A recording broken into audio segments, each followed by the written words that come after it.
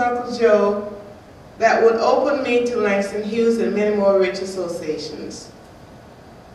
With my mom as the eldest, Uncle Joe visited our home every Easter Sunday weekend.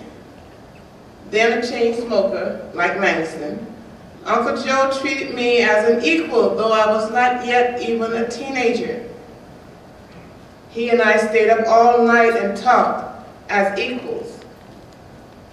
Similarly, all those CME preachers, including one bishop who passed through our town and whose job I had to entertain, while the less lazy siblings helped Mom prepare dinner, gave me the same respect, no patronizing, but genuine discussion.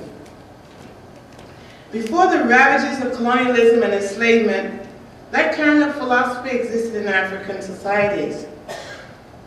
My airplane seatmate assured me that there are yet villages in Africa that have never seen a European and have continued to hold strong cultural philosophies. My blessed life experience with my elders is a lesson for parents and educators. Develop the African respect for children as worthy human beings. Listen to them. Know that they have something to say, something to do. It is an important boost to the ego of a child to have adults treat them with respect.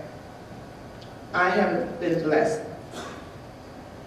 I had been neighbors to Gwen and Tchaiko Lawrence in Nigeria in 1964 and twice again in New York City after I returned to the United States.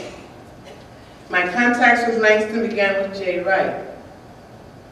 I had known Jay since our Berkeley days. Jay and Don Warden, as he was then called, had been roommates.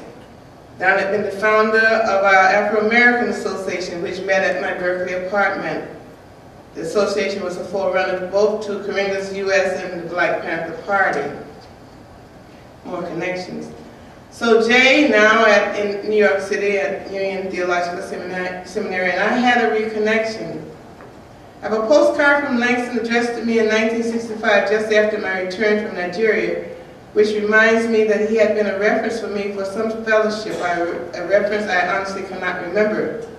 I do, however, remember my project to adopt some of his stories for students for whom English was a second language, a project he approved of. It had not been uncommon in latest Nigeria for visits with Jake and Gwen Lawrence. In New York, we had also gotten together several times at the East Side Gallery, which housed Jake's art, or they had come to my place. So to plan one of my chip, dip, and wine parties that would bring Langston to my home was a natural progression. Langston wrote to suggest a late January date. Langston arrived later than scheduled that evening. Filled with apologies, he explained that his fire alarm had been triggered by smoke, cigarette smoke, and his sprinkler system had been activated, creating havoc as he was delayed as he tried to stop damage to his papers. The conversation went well into the wee hours with ease and without pause. Langston, often simple that night, told so many jokes that we whooped and hollered. There was also serious conversation. Jake talked about the WPA and his work with it. Langston was eager to fill his ears with all my passion about life in Jim Crow South.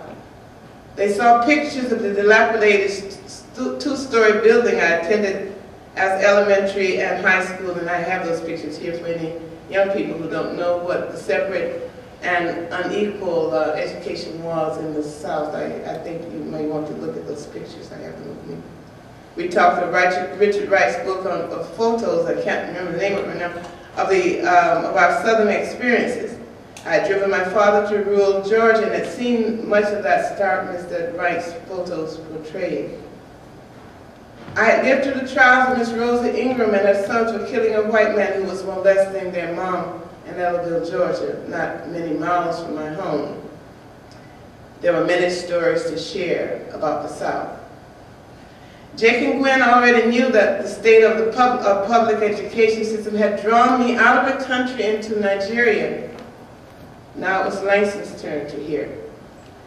Even returned to New York, I had fought with poverty programs that in Harlem I charged was destroying rather than saving our youth. I took a drop of pay and that's how you act. We talked about his trip to the USSR. He described Mama of Moscow, which is in this book, I Wonder as I Wander. He talked of her, and actually, as I think of it now, she reminds me very much of Mrs. Luella Bates Washington Jones, as he described this moment. His accounts of being a curiosity there prompted me to relate my early summer work camp college experience in the Rio Grande Valley. The Mexican-American children wanted to touch my quote-unquote tiny curls. Thanking me for that fine party, Langston would later send me an autographed copy of a picture of himself sitting on a fence in the USSR, which is in the original I Wonder as I Wander. It's not in this paperback that we have here today. Reliving his Tashkent experience led to lots of laughter. Eating, they shared a common pot. I've confessed the squeamishness that would have me at my dad's hot summer rural church conferences nearly die of thirst rather than drink water from the common bucket with a communal dipper.